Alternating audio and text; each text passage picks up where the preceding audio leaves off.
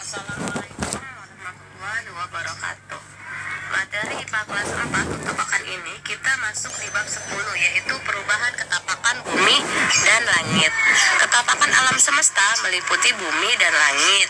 Bumi terdiri dari laut, angin, air, cuaca, sedangkan langit, matahari, bulan, dan bintang.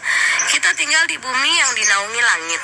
Di bumi, kita banyak menemukan benda yang mengalami perubahan. Keadaan bumi juga dapat mengalami perubahan oleh gejala-gejala alam. Adapun di langit, kita dapat melihat benda-benda menakjubkan. Kesemuanya itu, jika kita pelajari, akan membuktikan kebesaran Allah Subhanahu wa Ta'ala. Yang pertama, kita masuk ke poin A, perubahan ketampakan bumi.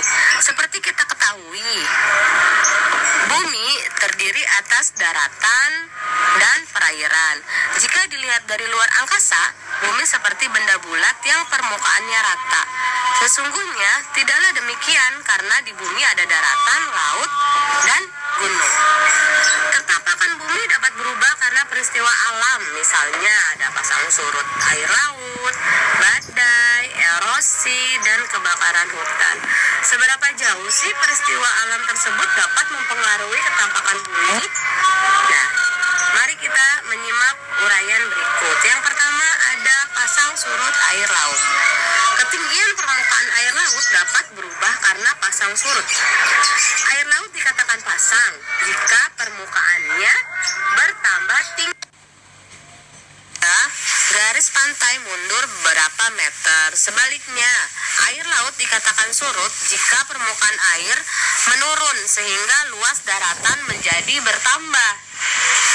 Pasang surut air laut juga itu disebabkan oleh adanya gaya tarik bulan. Bulan itu mempunyai gaya tarik yang disebut gravitasi bulan. Gravitasi bulan itu mengakibatkan air laut pasang. Perhatikan gambar berikut. Di sini ada beberapa gambar. Ada gambar bulan baru, bulan purnama, bulan 1/4, dan bulan 3/4. Di sini ada keterangannya. Jika S itu surut dan P adalah pasang. Jadi, pasang tertinggi terjadi pada bagian bumi yang paling dekat dengan bulan. Gaya gravitasi bulan itu menarik air laut menjauh dari bumi. Pada waktu bersamaan, bagian bumi yang paling jauh dari bulan juga mengalami pasang.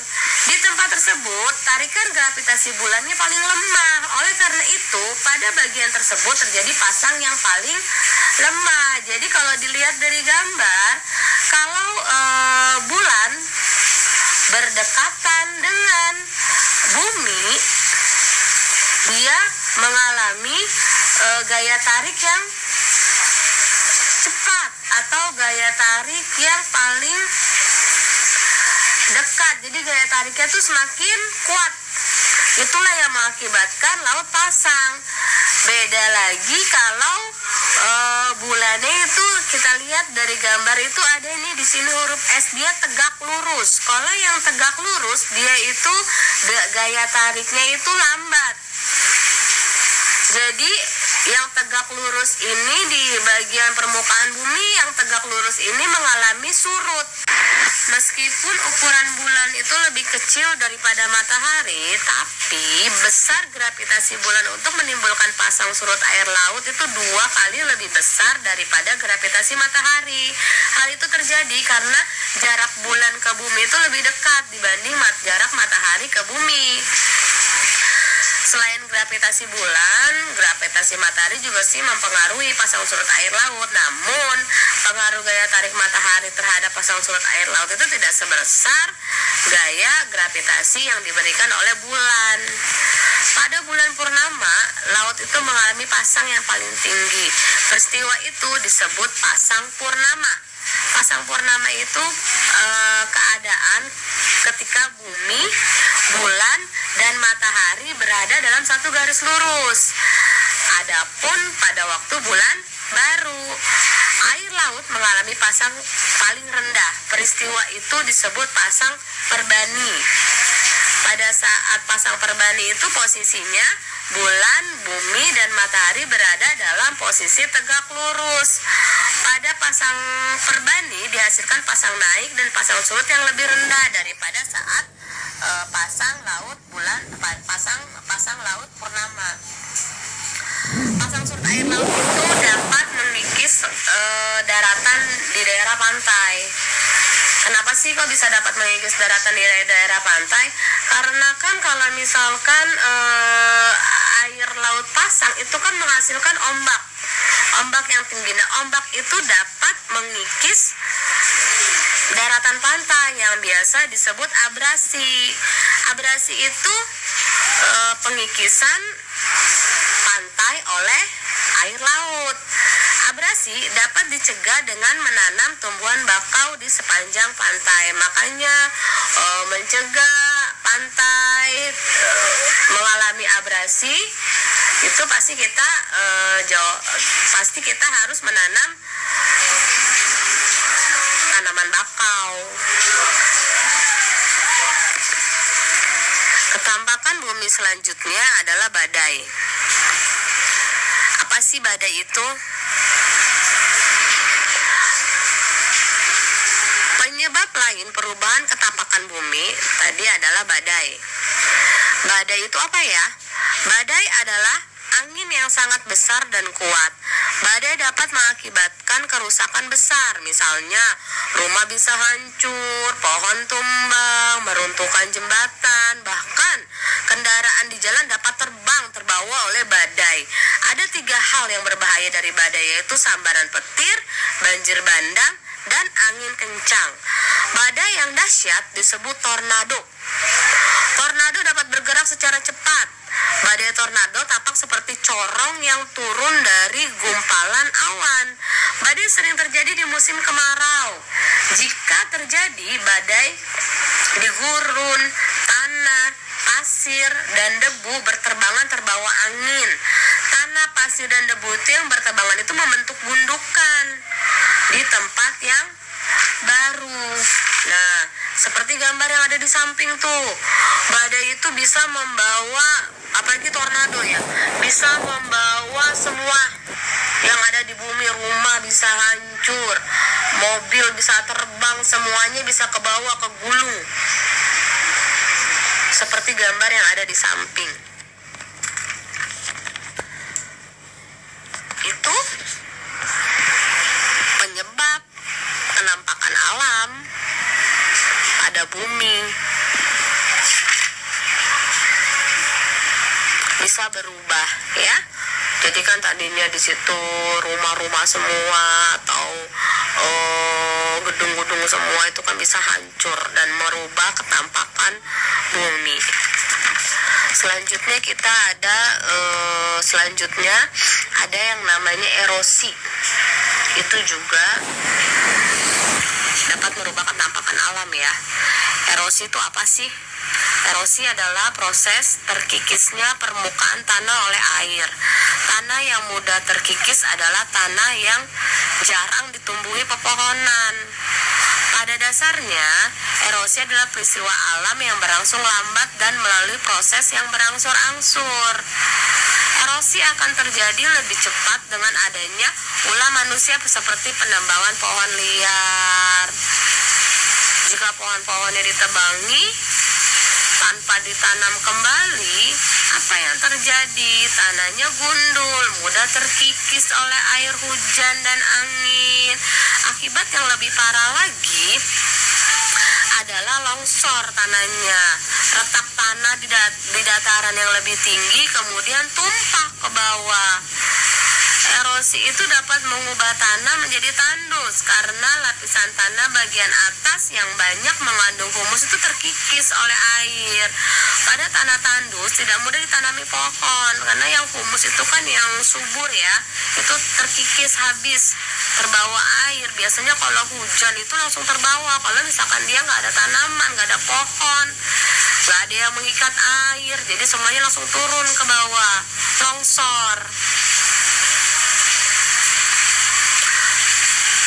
Kalau sudah tandus sudah nggak bisa, udah susah untuk ditanami pepohonan. Erosi yang disebabkan angin sering terjadi di daerah gurun. Erosi ini disebut deflasi. Jadi pengundulan pohon atau penebangan pohon secara liar itu yang tidak bertanggung jawab, yang biasanya untuk membuka lahan baru, itu benar benar-benar nggak bagus. Karena apa? Itu dapat mengakibatkan tanah longsor, erosi, dan merubah ketampakan bumi. Selanjutnya ada kebakaran hutan. Kebakaran hutan ini sering banget terjadi di daerah yang jarang turun hujan. Kebakaran hutan juga dapat terjadi pada saat kemarau panjang yang ditandai dengan cuaca yang sangat panas dan persediaan air menipis. Faktor-faktor alam seringkali memicu terjadinya kebakaran hutan. Kebakaran hutan itu bencana alam yang sangat merugikan manusia. Karena pohon yang merupakan hasil hutan tidak dapat lagi dimanfaatkan. Hutan menjadi gundul sehingga rawan terjadi banjir dan tanah longsor.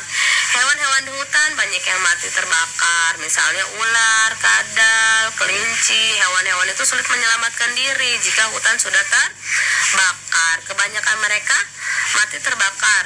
Keadaan yang demikian mengakibatkan hewan-hewan langka dapat benar-benar punah. Tidak hanya pohon dan hewan saja yang musnah, tetapi kepulan asap itu juga dapat mengganggu polusi seperti kebakaran yang terjadi kemarin. Kebakaran itu bisa terjadi memang tadi bisa terjadi karena musim kemarau. Musim kemarau itu kan daun rantingnya itu bergesekan, dan itu bisa menjadikan percikan api. Itu bisa mengakibatkan kebakaran hutan. Selain hewan-hewan, kita juga manusia rugi. Kenapa? Karena kan polusi udara itu mengganggu pernapasan bagi masyarakat yang tinggal di dekat hutan, seperti kasus kebakaran hutan kemarin.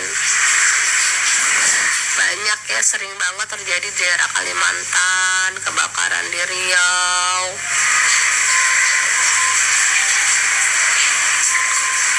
Itu juga sangat merugikan negara-negara tetangga yang berdekatan. Seperti negara Malaysia terkena dampak dari polusi kebakaran hutan dari Indonesia. Oleh karena itu, kita berkewajiban untuk menjaga kelestarian hutan. Sampai sini dulu materi yang Ibu Guru sampaikan.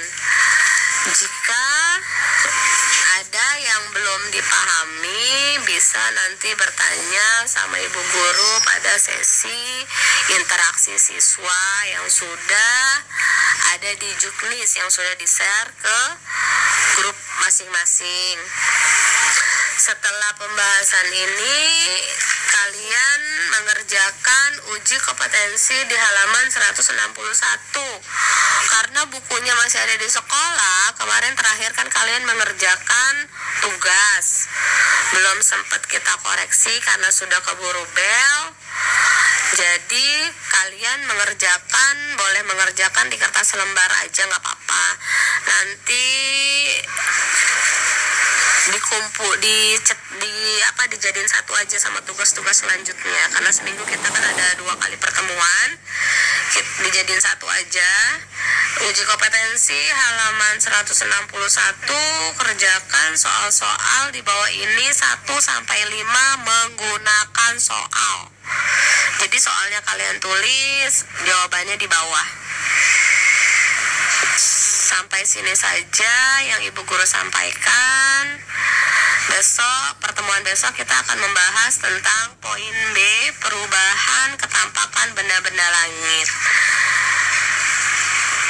Selanjutnya kalian boleh mengerjakan uji kompetensinya dulu. Ibu Guru akhiri. Wassalamualaikum warahmatullahi wabarakatuh.